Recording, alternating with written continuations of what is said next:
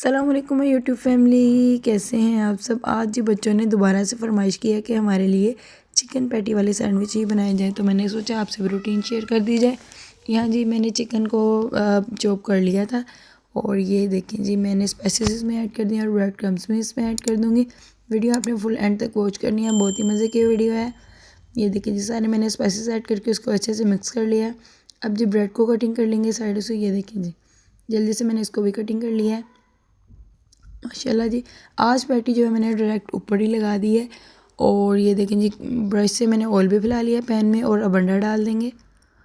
और अब जी जो मैंने पैटी लगाई थी ना ब्रेड के ऊपर, वो भी इसके ऊपर ही डायरेक्ट रख देंगे ताकि ये साथ चिपक जाए अंडे के।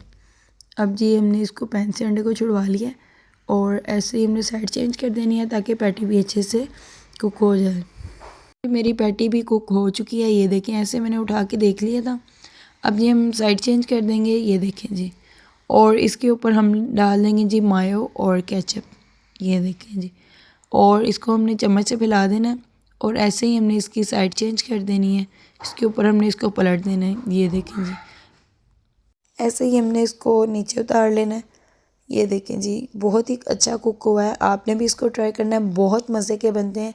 अब जी 2 टाइप्स के मैंने बनाए थे तो दूसरी तरह मैंने बनाए हैं। ये देखें जी पैटी हमने पहले फ्राई कर ली है। आप दोनों टाइप से बना सकते हैं, बहुत इजी बन जाते हैं और बहुत मज़े के बनते हैं। ये देखिए जी अब हम डायरेक्ट जो पहले पैटी हमने बनाई थी वो वाली इसके ऊपर रख लेंगे, पहले नीचे से कुक होने देंगे। और अब जी ऐसे ही हमने इसके ऊपर इसकी तह बना देनी है। ये देखें जी ऐसे हमने दबा देना है ताकि अच्छे से कुक हो जाए। सिंपल से भी मैंने बनाए थे क्योंकि वो ज़रा जो वो सिंपल खाती है और बाकी मैंने फ्राई कर लिए थे पैन में। तो किस तरह के अच्छे लगे आपने कमेंट करना है। और ये जी मैंने बच्चों का लंच भी रेडी कर लिया। आप हमारी वीडियो को करें लाइक शेयर सब्सक्राइब और कमेंट आप सबने करने हैं। अल्लाह हाफिज़।